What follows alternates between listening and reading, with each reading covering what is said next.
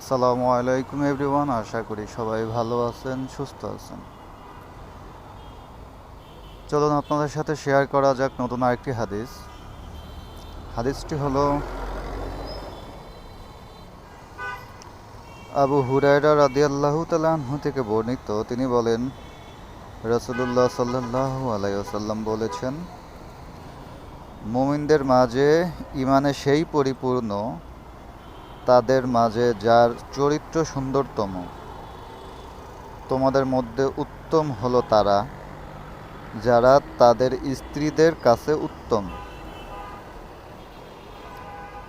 অবশ্য এ টাইপের আরেকটা হাদিস অনেক আগে হয়তোবা পড়েছিলাম। আহ, ওইখানে আবার স্ত্রীদের কথা বলা নাই। এটা অবশ্য স্ত্রীরা শুনলে আবার একটু খুশি হয়ে যাবেন। আচ্ছা, যাই হোক, আহ, যেহেতু এখানে উল্লেখ করাই আছে স্ত্রী, তাহলে এটা উভয় পক্ষের জন্যই প্রযোজ্য। আর ওইখানেও হয়তোবা স্বামীও থাকবে, যেমন একটা স্বামীর কাছে যদি তার স্ত্রীর চরিত্র সুন্দর থাকে তাহলে সেই স্ত্রী উত্তম হবে।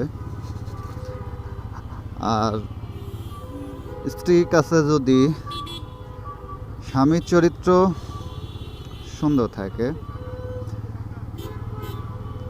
সেই উত্তম আর কি।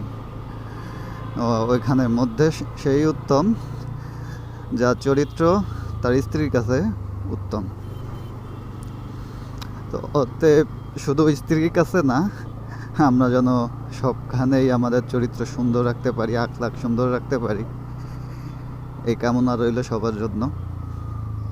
দোয়া করি সবাই ভালো থাকবেন, সুস্থ থাকবেন এবং সেফলি ড্রাইভ করবেন।